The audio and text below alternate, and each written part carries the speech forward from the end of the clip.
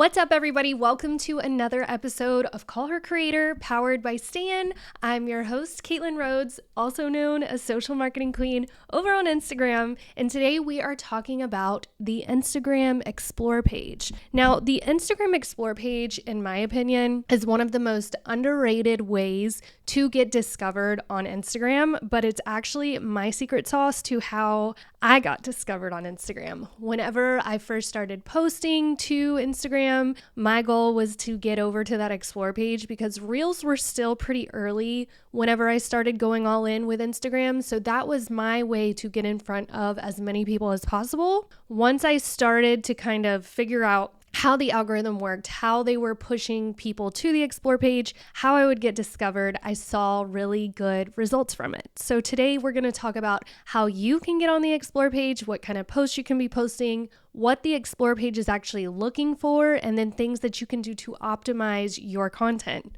And I just want y'all to know, if you manage to land a spot there, it truly is like hitting the jackpot. You're going to see a surge in your reach. You're probably going to see a surge in followership, and engagement's going to go up. So let's dive into how you can land on the Instagram Explore page for 2024 and blow up your account. All right, before we get into today's episode, you know I like to give y'all an Instagram update. Today is Instagram update. So in the past, I give you guys social media updates in general. Sometimes it's Instagram, sometimes it's YouTube, sometimes it's TikTok, but today it's Instagram. And this one is a very good update, guys. So I want you to go to your stories, click on the engagement stickers, and look for a sticker that says notify. This sticker, you can add it to your stories now and people can click on it. And what happens is they can turn on notifications. So whenever you post something, they get alerted. I think this is an amazing update for creators, for influencers, for anyone that's posting on social media on Instagram,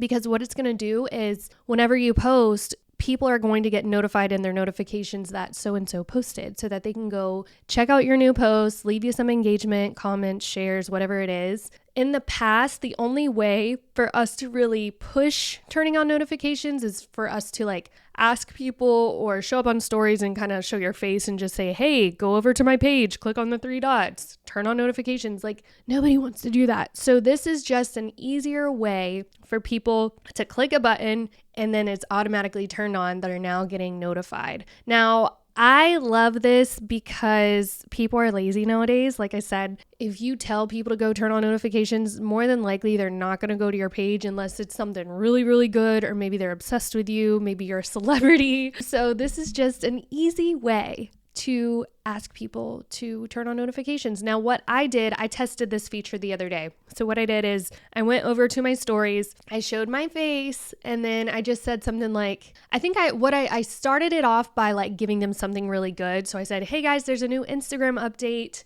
I know you want to hear about this. And then the next one said, if you want to stay up to date with all of the new notifications, updates, tests that Instagram are doing, click this notify button here below. So that enticed people to click it. And then I went in and told them about the new update, which I was actually telling them about that notify button. So it performed really well. I had pretty high views on that story series. So test it out this week, guys. Y'all know I like to give you homework for each episode. This is your homework this week to go test the notify button. Okay, so before we dive into the Explore page, I have to shout out one of my viewers or listeners, I guess. If you don't know, guys, I know this is an audio podcast, but we are slowly putting the video parts of this podcast onto YouTube. You can go to my own YouTube channel. It's under Caitlin Rhodes. I believe that Stan is also sharing it to their YouTube channel as well. So if you are a visual learner, if you need to see my face while I'm talking, head over to YouTube and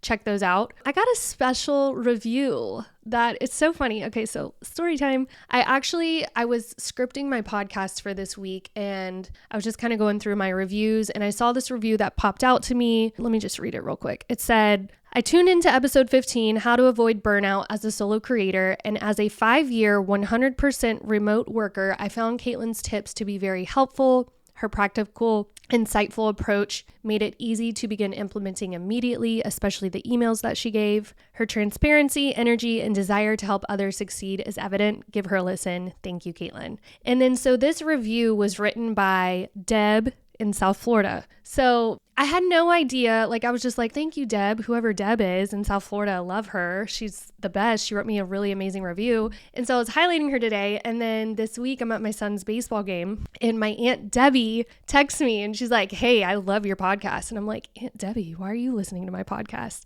And she's a remote worker. She's like, well, I want to support you. And I saw that you put out a podcast episode about, avoiding burnout, all the trials and tribulations that come with working fully remote, and I really enjoyed it. So I just thought it was really cool. Like, my family was supporting me, love my Aunt Debbie, and I thought it was cool that I didn't put two and two together that Deb from South Florida was actually my Aunt Debbie. So thank you for listening to my podcast. I do hope that if you guys are listening to this and you like a podcast episode, you'll leave me a review or at least send it to a friend. I want to get this podcast in front of as many people as possible. To me, reviews are the best way for me to see if my podcast is actually doing well. But we also like podcast downloads too. So if you haven't downloaded the podcast episodes, please do that. That helps us measure success and it will keep my podcast in business. So thanks so much. Okay.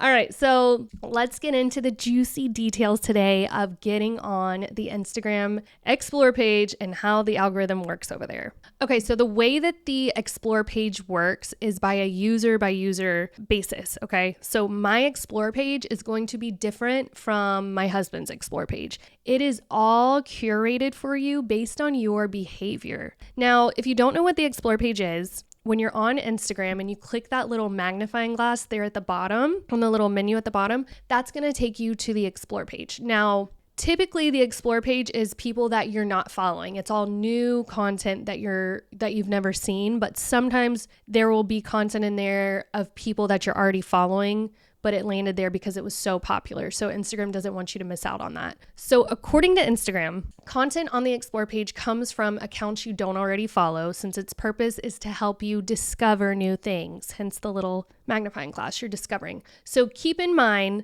landing a spot on this Explore page can give your content a big boost in engagement because it's going to be people that have never heard of you, never seen of you before. So you'll be reaching people who have more than likely engaged with something that was already kind of similar to what you're posting. So they're kind of putting you in front of a relevant audience. So that's why I love the Explore page. If you're interacting with similar content, you're going to see that content on your Explore page. If someone's interacting with mental health content and you're a mental health coach and you post something really good that's getting good traction, the Instagram Explore page is probably going to share that with people that interacted with content like that. So when I was first starting to post on Instagram, when I really went all in, the Instagram Explore page was where I grabbed my inspiration. And I'm going to talk about this in more detail as we get on in this episode, but that was a way for me to figure out, okay, Instagram is serving me this information, this content. So obviously it's performing really well and I can get some inspiration from it. So how do you get on the Instagram Explore page? The Instagram Explore page is curated by the app's algorithm, which obviously decides what content to serve each user. So there's 4 main factors that go into your Explore tab, okay? One is information about the post, how popular a post seems to be based on how quickly users are interacting with it. That means engagement, liking, commenting, saving, sharing. So if they're engaging like you just posted it and there's engagement like super fast, you're probably going to land on the Explore page. They also look into your activity in the Explore page. So how have you interacted with other posts that you're seeing in the Explore page? So for me, I'll be completely honest with you guys. I don't even watch The Bachelor anymore, but I used to be very into The Bachelor. So I still sometimes keep up with it. So my Explore feed is filled up with like French bulldogs because I have a little Frenchie, The Bachelor, The Bachelorette. Sometimes I'll see Kylie Jenner in there. And it's not even, I don't even like care about Kylie Jenner or The Bachelor anymore, but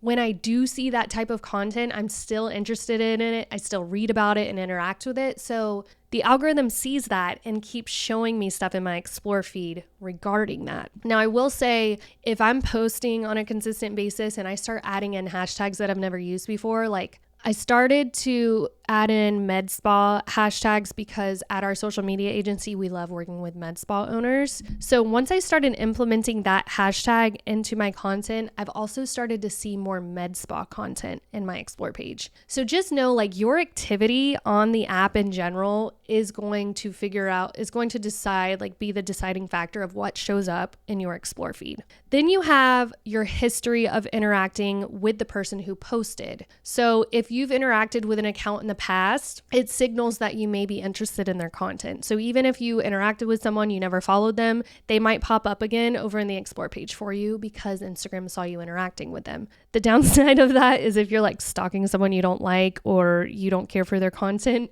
if you're spending time reading their content, guess what? The Instagram Explore page is going to keep serving you their content. So watch what you're doing. Stop stalking people that you don't like. Also, side note from philosopher Caitlin, stop with the comparison. It steals your joy. It steals my joy. So that's something I'm working on personally, is to stop comparing my journey with other people's journey on the apps. We are all different. We all get different results. Sometimes people don't even tell the truth on Instagram. So don't compare. All right, back to our regularly broadcast show. Information about the person who posted. So how many times have you interacted with them past few weeks? That's going to decide if they show up in your explore page as well. In other words, with all of these different key factors, the number one way to get your posts on the Instagram Explore page is to make them as engaging and enticing as possible. And we'll get to that in a little while. So why do you want to be on the Explore page? And that's where I was talking about earlier. My goal was to get on the Explore page. And the reason is because the more you get on the Explore page, the more reach and exposure you are giving yourself. You are reaching new eyes. And if you end up over there, the benefits there's a lot of them. So higher engagement on your content that you have shared as your content gets shared with more people, more conversions. If you have a call to action on your content and you show up on the Explore page, you're going to see more conversions, more followers. If your content is engaging enough and can convert people into following you, you're going to see more followers from the Explore page. Those are just a couple reasons why I love the Explore page and why that should be a goal of yours in 2024 to grow your account. Get to that Explore page, get to new eyes. Okay, so we're going to go over 8 tactics that you can use to get discovered on the Instagram Explore page. Tip number 1, and probably the most important tip, is to take a step back and look at your analytics. I talk about analytics all the time, guys. It's time to get into that professional dashboard and understand what is working, what is not working. Before you even start creating new content, you need to take a step back and do a little audit. This is exactly what I did when I first started my Instagram research and account. I took an audit of what kind of content was even showing up on my Explore feed. To figure that out, I was asking myself questions like, what type of posts are being featured? What hashtags are they using? What keywords are they using? What format are they using? What makes these posts so engaging? And then so once you get like a grip on that, that will help you to understand, okay, she's using these negative keyword hooks based around XYZ. Maybe I need to look in using negative keywords to get on the Explore page. So I would get on there and study that Explore page. Now, back then, carousels were very popular because they were new. So at the time, carousels were doing really well. So I sat there and I told myself, okay, carousels are showing up on my Explore page all over. So I need to get on the carousel train. And then from there, I was like, okay, what kind of content should I be putting in my carousels? So I'd go to the Explore page. I'd kind of write down what subjects I kept seeing over and over again, because you're going to see a pattern at the end of the day. If something's performing really well, you're going to see it a couple times more. So I took that into account, and then I started posting and seeing what stuck. Obviously, it's like throwing spaghetti to a wall. Once I started posting and kind of getting my analytics, that's when I went to my professional dashboard and was like, okay, this post performed really well. Let me look at it and figure out why it performed well. And then we're going to repurpose that next month and do it again and see if it gets back in the Explore page. So those are some things that you can do to kind of figure out what is working. How can I get on the Explore page? Take a look at your own analytics and then take a look at what's already working over there. Tip number 2, which is really, really obvious, jump on Reels. Reels are still being favored by the algorithm. They work. They are a fast track to success and growth, in my opinion. And I just feel like the algorithm is still prioritizing them. So start posting reels, or if you already are, maybe up your antics and post more. I used to tell people, at the end of the day, like your posting schedule is going to depend on you and your capacity and what you can handle. But if you are in it to win it, if you are in it for growth, I would start posting twice a day, Instagram reels, just to like up the antics. And then if you can't handle that, of course, like slow it down. Don't do that. Don't put this pressure on yourself. But if you want to see fast growth, I'm seeing everyone else talk about it. I've seen it myself with growing Call Her Creator. The more reels I post, the better exposure I get, more reach I get, and the better chance of growing my account. So the popular video feature is showing no signs of slowing down. It's important to make reels a big part of your strategy for 2024. Not only does it have its own tab, but it also takes up more space on the Explore page. That's another thing. Reels have their own tab now when you're on the Explore page, but now if you see a reel over there, you're going to see this it's taking up big real estate compared to like static images and carousels. So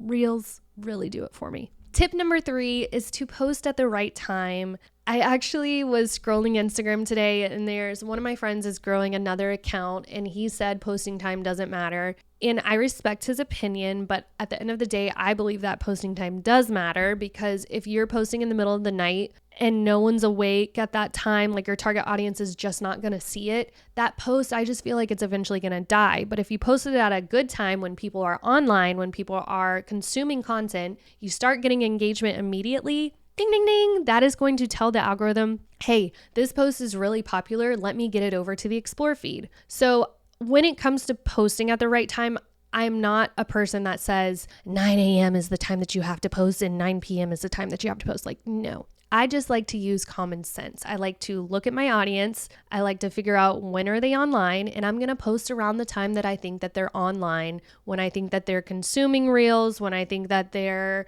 consuming content and they have time to really look at mine and maybe engage with it. Now, I did do some research. Whenever I saw that time of day was important to get over to the Explore feed, I went over to Later's blog, and they said that they analyzed thousands of reels and found that the overall best time to post on Instagram is early in the morning. I don't particularly believe that morning is the best time of day. I think that you need to test what works for you, but if you need a starting point, maybe you could start there. I personally post early in the morning and in the evening, and my evening content performs better every time. So it's up to you to test this. What I suggest doing is getting a journal, posting at different times of the day, writing it down, because at the end of the day, if you go back to what you posted, it'll tell you what date you posted, but it doesn't tell you the timestamp on it. So that's why I tell you to write it down and then go back each week and say, okay, these were my top performing posts. I posted them at this time, and see if there's a pattern there. If there's not, maybe time of day doesn't work. But if you do see a pattern, you see some consistency there,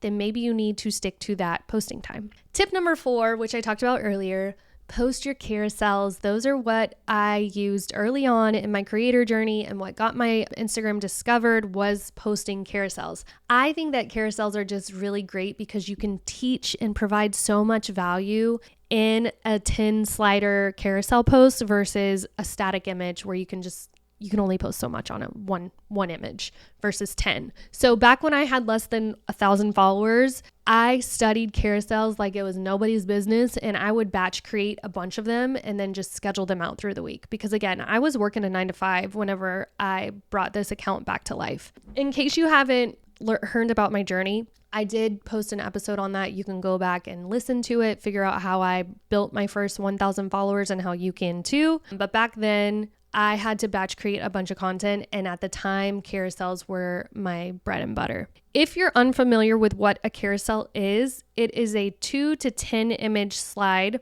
that you can upload to the feed. What I mean by that is, like, a static image is just when you upload one photo. Carousel is when you can upload up to 10 photos. Side note, I know I'm telling y'all a lot right now. I heard that Instagram is testing increasing your carousel limit. So like, I think they were going to let you have 15 photos versus 10. I don't know if that's coming to fruition or not, but I know it was in the testing phase. I think that's really cool. But the cool thing about carousels is that people spend a longer amount of time there because obviously they're reading what you have, they're scrolling through, they're taking their time. And at the end of the day, the algorithm is looking to see how long people spend on your post. And if they're spending quite amount of time on your post, that's going to signal them that your post is a good post and they need to keep showing it to more and more people. So that's why I love carousels. I'm going to plug in my monthly membership here, because if you're not a graphic designer, if you maybe just use Canva templates all the time. The thing with Canva templates is a lot of people use the same Canva templates. People recognize them.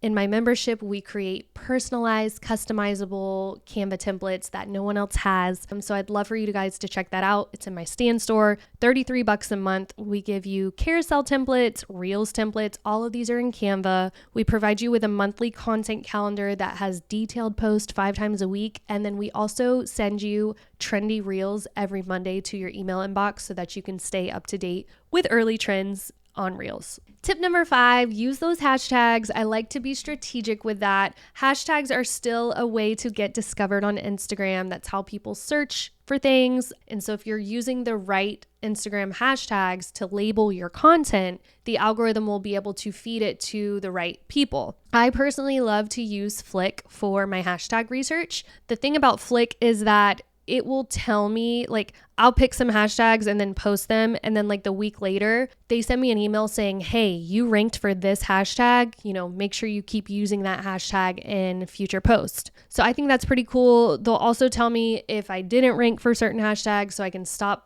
stuffing those into my post, but it just kind of helps you narrow down what's working and what's not working. They will also give you suggestions. So if you're just totally lost in what kind of hashtags you should be using, Flick is a really great tool for you to implement into your strategy. When it comes to hashtags, the way that we like to break them down is we base them off of keywords. We base them off of what exactly the post is about, industry keywords, and then maybe like something specific to your brand. And then I also like to add in location hashtags too, just because I feel like that helps you narrow down your audience even more. For someone like me who works across the world, I will focus in on like big city hashtags, so like New York City or LA or something like that. If you're a local business or you want to work with local people, obviously you're going to want to focus on your location, your local location. Tip number 6, which is an underrated tip in my opinion, is to collab with others to get on the Explore feed. You can collab with brands, you can collab with influencers, or if you don't have the budget and you just want to collaborate with other people in your industry, that's great. What happens when you collab with other people is that you get in front of their audience, they get in front of your audience. That gives you a better chance to get even more engagement, which again is going to push you over to the Explore page. So personally, when choosing who you will collab with, I always recommend finding someone that complements your brand versus like a competitor, though you'll still see me post collaborations with competitors because at the end of the day, like we share the same audience. So I do want to get in front of their audience. But if you're not comfortable working with a competitor, that's totally fine. Just figure out someone that complements your brand, complements your industry. They're not a direct competitor, but they work within the same industry as you. Collaborate with them. I think it was a couple years ago, maybe 2 years ago, I had posted a reel where I think me and my friend Chris Perry did like the collaboration post, or it might have even been Josh. I can't remember who it was. Anyways, we updated people about the new feature where you could collaborate with someone. And then we said something like, comment below your industry and find someone that you can collaborate with, which was really cool because people got to collaborate with people that they have never even met or talked to. So if you're someone that's kind of looking for someone to collaborate, I guess what I'm getting to here is don't be afraid to like cold message someone and be like, hey, I'm so-and-so. I see that we are in the same field. I'd love to do a collab with you so that we can get in front of more people. What do you say, pal? Then sometimes it's best if you come with an idea too, or else you're just going to be like, hey, yeah, that sounds great. And then the conversation dies. So work together, kind of come to that conversation with like, hey, I'd love to collaborate with you. Here's some ideas I have. Let me know if you want to do this. And then, do a collab reel or a carousel. Y'all could even just do a static image. Figure out what works for you, what kind of content you want to do, collaborate with each other, and watch your views increase because you're getting in front of a bigger audience. Tip number 7 for getting on the Explore page is using SEO and keywords in your captions. If you missed, I think it was last week's episode, I did an entire episode based on search engine optimization and SEO, and I clearly laid out what it means, what you can do to utilize SEO in all of your content, which will help you get discovered on the app. But adding keywords to your captions can help the Explore page algorithm understand what you're posting about. Now, the best Instagram captions, in my opinion, they have keywords in them. They have a hook in them that stops the scroll. They have a specific call to action. What do you want them to do next? So when you are focused on SEO and creating good captions, those are the things you want to look for and keep in mind when you are writing that stuff. At the end of the day,